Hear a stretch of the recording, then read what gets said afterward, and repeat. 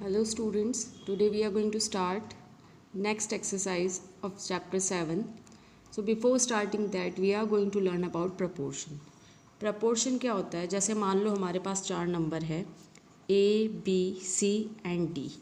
अगर इन दो first term का रेशो इन सेकंड वाली दो लास्ट टर्म के रेशो के इक्वल होगा तो हम कहेंगे कि ये जो चारों नंबर है वो प्रपोर्शन में है.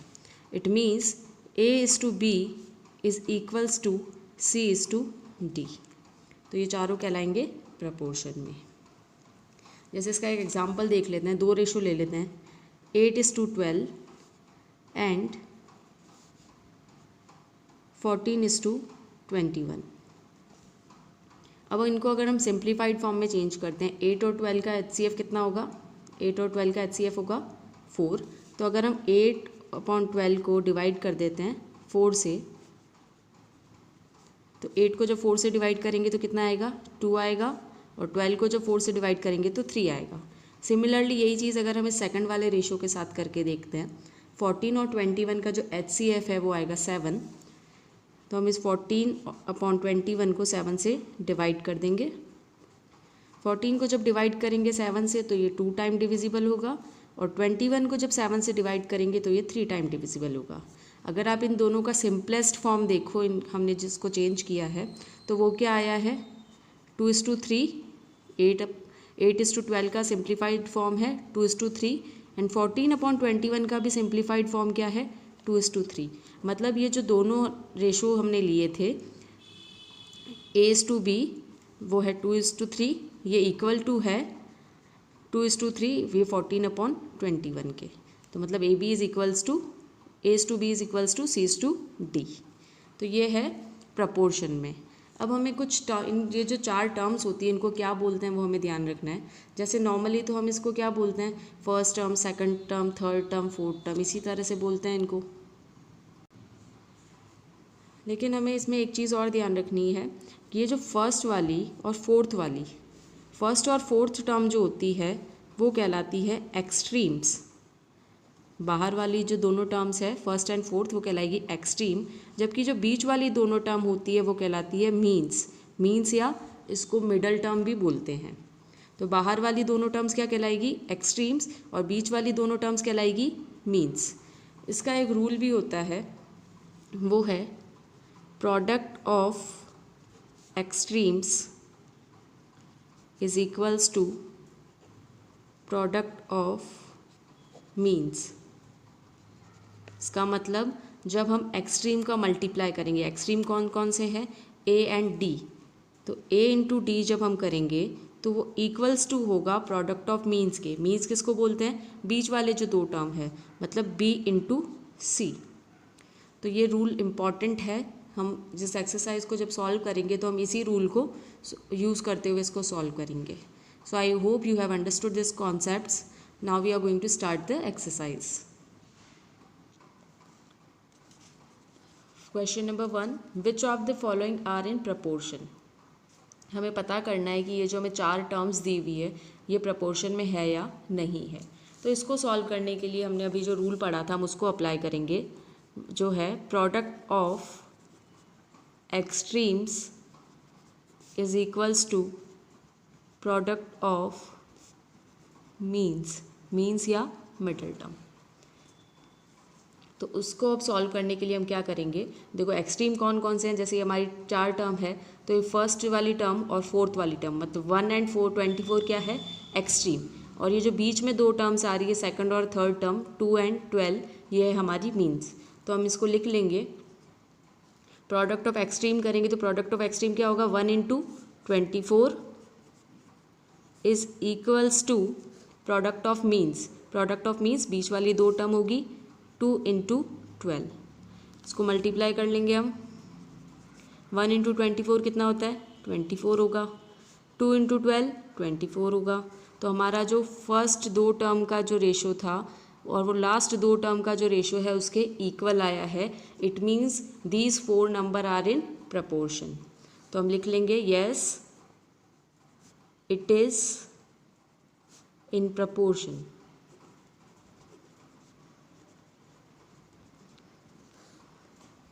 समझ आ गया ये? देखो ऐसे ही हम इसका सेकंड पार्ट भी करते हैं। ये फर्स्ट टर्म है, ये सेकंड टर्म, ये थर्ड टर्म और ये फोर्थ टर्म।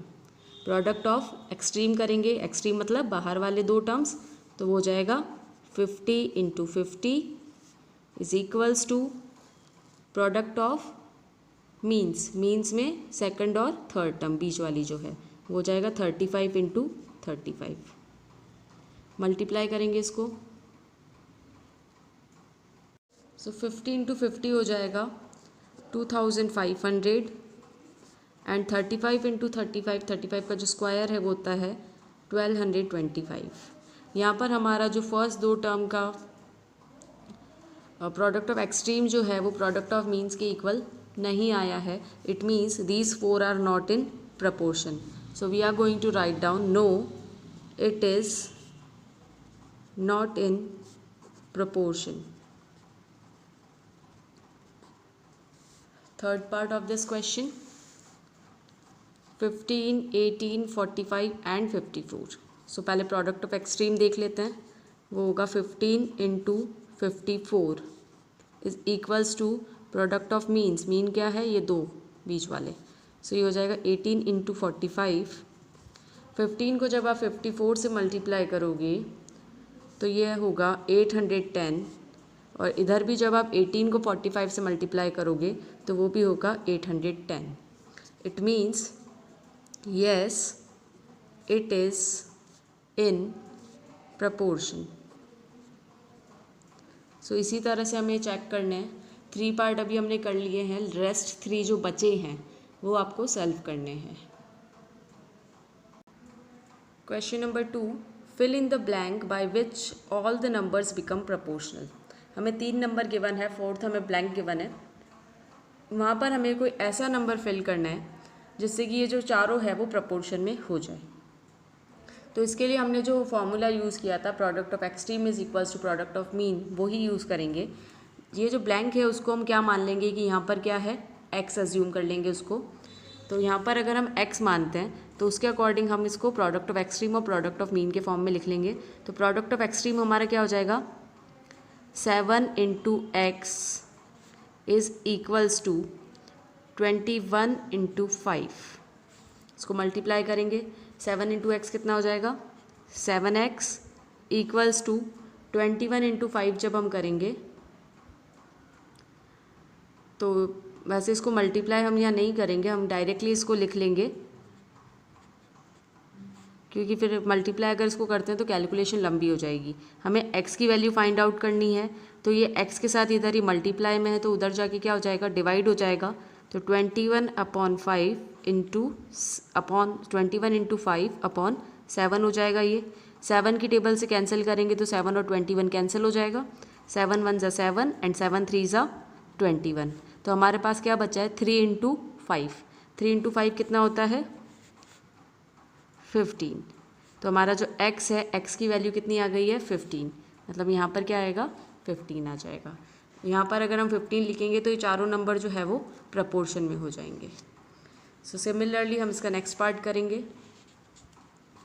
12, 24, फिर ब्लैंक है, उसके बाद है 48.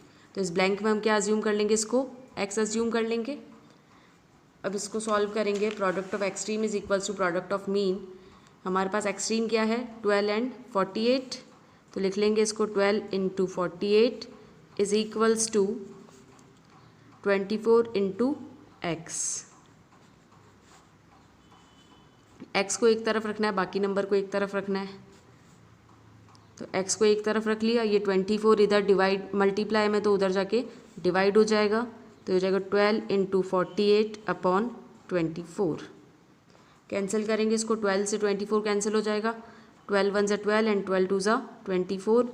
ये 2 जो है वो फिर से 48 से कैंसिल हो सकता है. 2 1 ज़ा 2 एंड 48 कितने टाइम डिविजिबल होगा 24 टाइम्स. तो हमारे पास जो x की वैल्यू आई है वो क्या है, x is equals to 4, sorry 24. तो यहाँ पर ये जो ब्लैंक है इसमें आएगा 24. तो इसी तरह से क्वेश्चन सॉल्व होंगे. फर्स्ट और सेकंड पार्ट हमने अभी किया है, थर्ड और फोर्थ पार्ट आप इसका सॉल्व करोगे. Question number 3. The first, second and fourth terms of a proportion are 15, 45 and 54 respectively. Find the third term. हमारा जो proportion है उसकी first term है 15, second term है 45, fourth term है 54. हमें third वाली term को find out करना है. तो हम हमारी जो third वाली term है उसको क्या मान लेंगे? x मान लेंगे. So we are going to write down, let the third term be x. जो टर्म हमें निकालनी है उसको हम मान लेंगे x. फिर अकॉर्डिंग टू द रूल इसको सॉल्व करेंगे. पहले इसको रेशो फॉर्म में लिख लेते हैं. फर्स्ट रेशो हमारा क्या है? 15. फर्स्ट टर्म 15 है. सेकंड टर्म क्या है हमारी? 45. थर्ड टर्म क्या होगी? उसको हमने x माना है. और फोर्थ टर्म हमारी क्या है? 54. ये बीच में इस तरह से 4 डॉट का साइन लगाया जाता है. ये जो 4 डॉट का साइन है इसको, जैसे अब ये पूरा रेशो है तो इसको पढ़ते कैसे हैं? 15:40. फिर ये जो बीच में 4 होता है इसको पढ़ते हैं एज x:54. ठीक है. अब यहाँ पे हम हमारा जो रूल है product of extreme is equals to product of mean, उसको लगाएंगे. एक्सट्रीम कौन कौन से? 54 एंड 15. और मीन कौन सा है? 45 एंड x. तो अब इसको लिख लेंगे तो यहाँ पर क्या हो जाएगा? प्रोडक्ट ऑफ एक्सट्रीम हो जाएगा 15 × 54 is equals to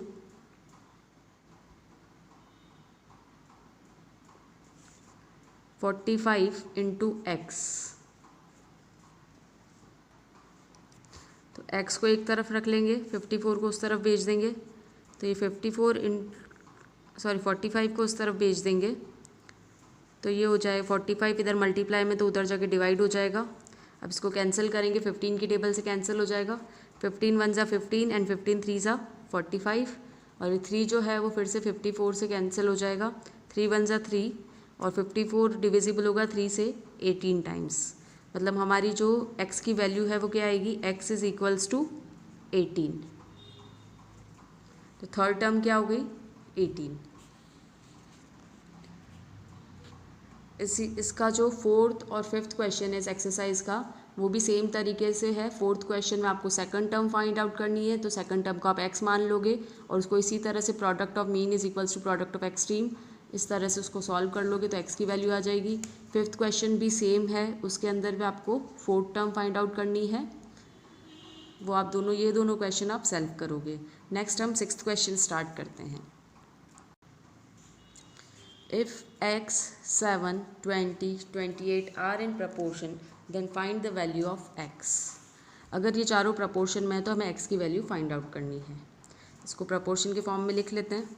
first term x, second term है 7 as, third term is 20 and fourth term is 28. इसको product of extreme is equals to product of mean के फॉर्म में लिख लेंगे. ये है मीन और ये है एक्सट्रीम. सो ये हो जाएगा x × 28 इज इक्वल्स टू 7 × 20.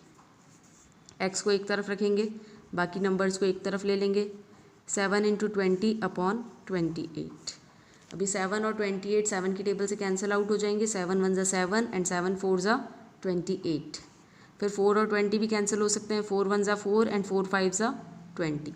सो हमारी जो x की वैल्यू है वो क्या आएगी? x is equals to 5. Got it. इसी तरह से करना है. Seventh question is also same. There also you are suppose to find out the value of x. इसी सेम तरीके से उसको भी करना है. Question number 8. Find the middle proportion between 16 and 4. Middle proportion मतलब क्या होता है? प्रपोर्शन के बीच की जो दो टर्म्स होती है जिनको हम मीन्स बोलते हैं, मीन्स या मिडल टर्म्स, वो है मिडल प्रपोर्शन. हमें उसे फाइंड आउट करना है. तो हम यहाँ पे क्या करेंगे? मिडल प्रपोर्शन को हम x मान लेंगे. So first we are going to write down, let the middle proportion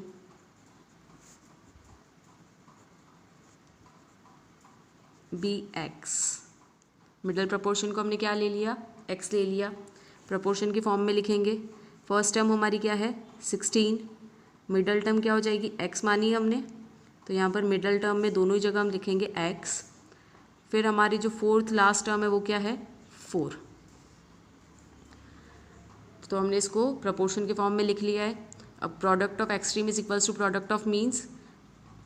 means क्या है हमारे x square x into x, चाहो तो इसको पहले एक्स इंटू एक्स लिख लो, जैसे x into x is equals to product of extreme कितना हो जाएगा 16 इंटू 4।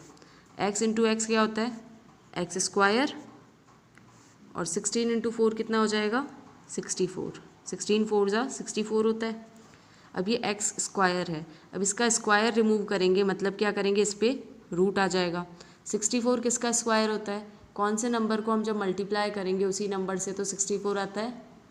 आपको स्क्वायर्स लर्न होंगे, और नहीं है तो आपको स्क्वायर्स लर्न करने हैं up to 25 at least. So x की जो वैल्यू है 64 जो है वो एक्स 8 का स्क्वायर होता है, तो एक्स की वैल्यू क्या आ जाएगी 8। सो हमारे यहाँ पर जो मिडल प्रपोर्शन था वो क्या है 8 है। Next question, question number 9।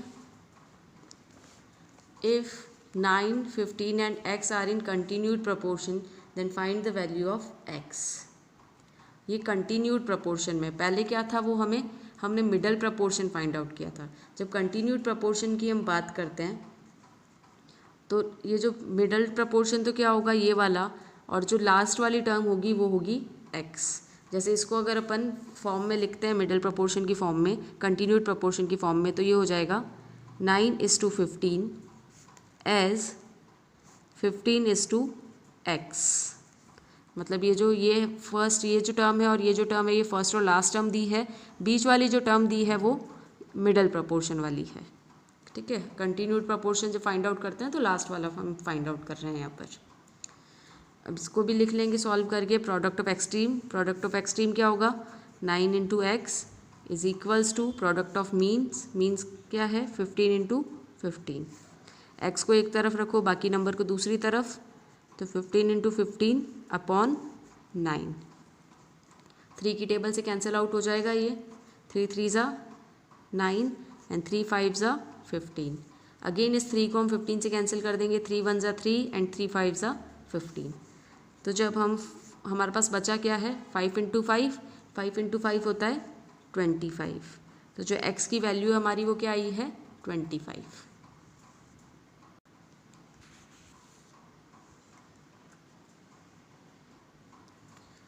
Question number 10 is your homework. Next question, question number 11.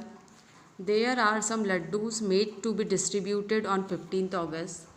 The ratio of sugar and besan used to make laddu is 1:3. If the used sugar for making laddu is 21 kg, then find the quantity of besan used to make laddus. यहाँ पर 15 अगस्त को बांटने के लिए लड्डू बनाने हैं। जो ratio है शुगर और बेसन का वो है 1:3, मतलब शुगर कितने पार्ट है 1 पार्ट और बेसन है 3 part.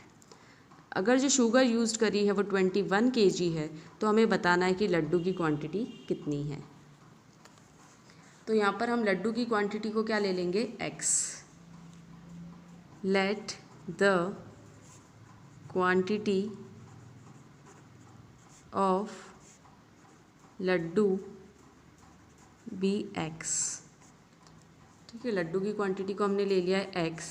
So according to the question ratio क्या है, लड्डू के अंदर जो शुगर है और बेसन है उसका, शुगर का रेशो है 1 और बेसन का रेशो है 3। फिर हमें शुगर की क्वांटिटी गिवन है, 1 मतलब कितना है 21, तो यहाँ पर हम लिख लेंगे 21। और लड्डू की क्वांटिटी, हम लड्डू के अंदर जो बेसन की क्वांटिटी वो हमने कितनी मानी है x। यहाँ पे बेसन ऐड करते हैं ना, लेट द क्वांटिटी ऑफ बेसन इन लड्डू। ठीक है, ये यहाँ पे ये चीज़ ऐड करनी है आपको। अब इसको सॉल्व करेंगे, we are suppose to find out the value of x। तो हम लिखेंगे product of extreme is equals to product of means. So 1 into x is equals to product of means। mean क्या है 3 and 21, so 3 into 21। x की value find out करनी है, 1 into x करेंगे तो 1 ही आएगा, तो इसलिए मैंने यहाँ पे डायरेक्ट x लिख लिया है। इसको अगर हम उस तरफ डिवाइड में भी भेजते हैं तो किसी भी नंबर को जब 1 से डिवाइड करते हैं या 1 से मल्टीप्लाई करते हैं तो वो सेम नंबर आता है, इसीलिए हम उसको यहाँ पर नहीं लिख रहे हैं फिर से। तो ये हो जाएगा 3 इंटू 21, 3 इंटू 21, 21 3 सा होता है 63। सो x हमारा कितना आया 63। It means the quantity of besan in laddu is 63 kg। कितना kg बेसन यूज़ हुआ है लड्डू बनाने के लिए? 63 kg बेसन यूज़ हुआ है एंड 21 kg शुगर यूज़ हुई है। Next question number 12, there are some plants planted by boys and girls of the school. The ratio of planted plants is 2:3. If the number of planted plants in a school is 1500, then find the number of plants planted by boys and girls individually. School के अंदर कुछ plant लगाए हैं boys और girls ने मिलके, तो जो रेशो है बॉयज़ और गर्ल्स के प्लांट्स का वो है 2:3। मतलब बॉयज़ ने 2 पार्ट लगाए हैं और गर्ल्स ने 3 पार्ट लगाए हैं टोटल प्लांट्स के। If the number of planted plants in a school is 1500, मतलब टोटल लड़के और लड़कियां बॉयज़ और गर्ल्स दोनों ने मिलकर जितने प्लांट्स लगाए हैं वो है 1500। तो हमें फाइंड आउट करना है कि इन 1500 में से बॉयज़ ने कितने प्लांट्स लगाए थे और गर्ल्स ने कितने प्लांट्स लगाए थे। सो हम इस रेशो के अकॉर्डिंग मान लेंगे कि बॉयज़ ने जो प्लांट लगाए हैं वो है 2x और गर्ल्स ने जो प्लांट लगाए हैं वो है 3x। So we are going to write down here, let the plants planted by boys is 2x and girls is 3x।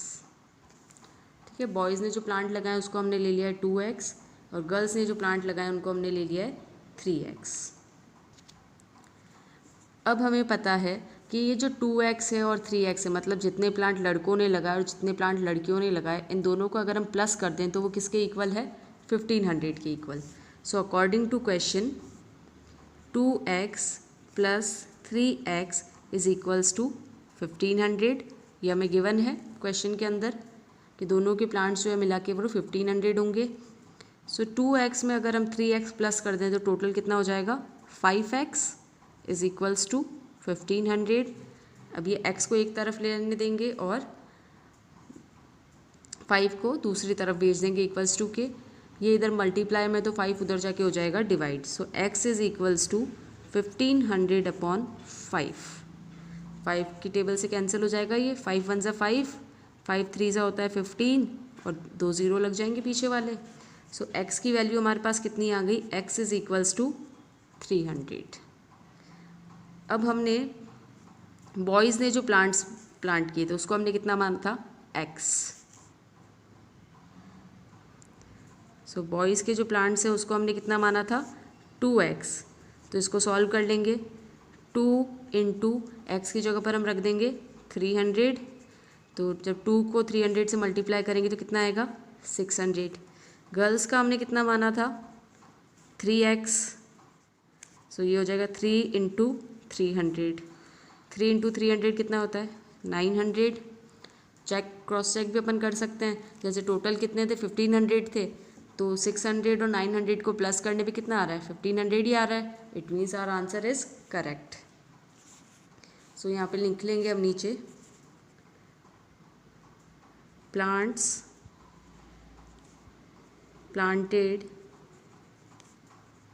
Bye boys is 600 and girls is 900.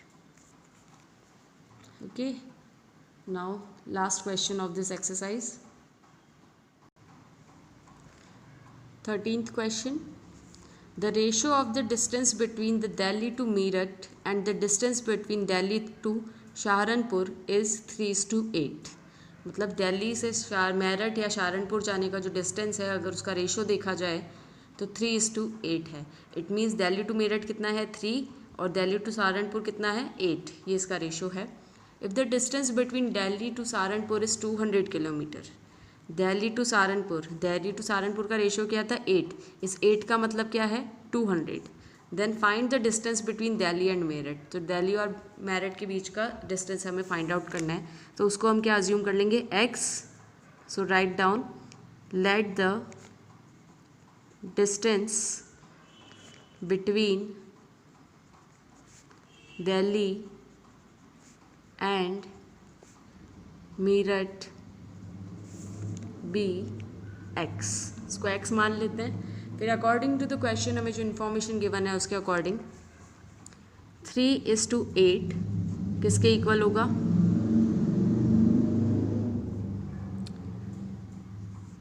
हमें गिवन क्या क्या है दिल्ली टू सहारनपुर कौन सा है ये 8 वाला, और हमने दिल्ली टू मेरठ को क्या माना है x, तो ये हो जाएगा x:200।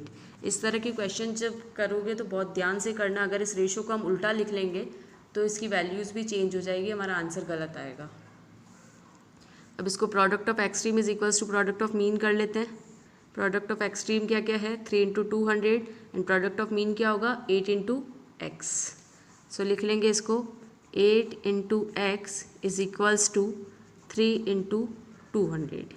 x को एक तरफ रखेंगे, 8 को उस तरफ भेज देंगे तो वो डिवाइड में आ जाएगा, तो ये हो जाएगा 3 × 200 अपॉन 8। ये 200 से 8 कैंसिल हो जाएगा,